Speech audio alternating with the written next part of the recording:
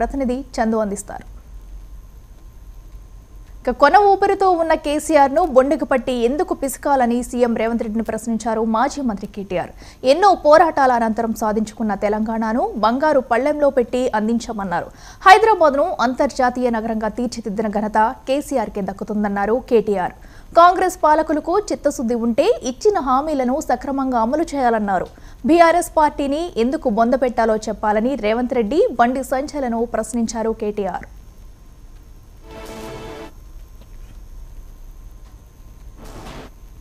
ఇంకా కేసీఆర్ గారిని తిట్టడం నీ బొండిగా విసుకుతా అంటాడు కేసీఆర్. కొన ఊపిరితో ఉన్నాడు కేసీఆర్, పిసికేస్తే అయిపోతుంది అని రేవంత్ రెడ్డి మాట్లాడతాడు. బండి సంజయ్ మాట్లాడతాడు.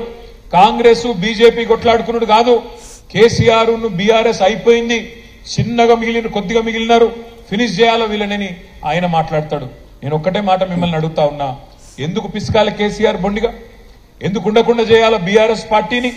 తెలంగాణ తెచ్చిన తెలంగాణలో పేదలను కడుపులో పెట్టుకొని చూసుకున్నందుక, గ్రేటర్ హైదరాబాద్ ని ఇవాళ బ్రహ్మాండంగా ఒక అంతర్జాతీయ స్థాయి నగరంగా డెవలప్ చేసే ప్రయత్నం చేసినందుక ఎందుకు ఇవాళ బీఆర్ఎస్ పార్టీని బొందబెట్టాలని నేను అడుగుతా ఉన్నా. కాంగ్రెస్ పార్టీకి, రాష్ట్ర ప్రజలకు నేను విజ్ఞప్తి చేస్తా ఉన్నా, మనం నిజానికి 10 ఏళ్లలో తెలంగాణను ఎన్నో రంగాల్లో నెంబర్ 1 చేసి బంగారు పల్లెంలో ఈ రాష్ట్రాన్ని వాళ్ళకి అప్పజెప్పి దిగినాము.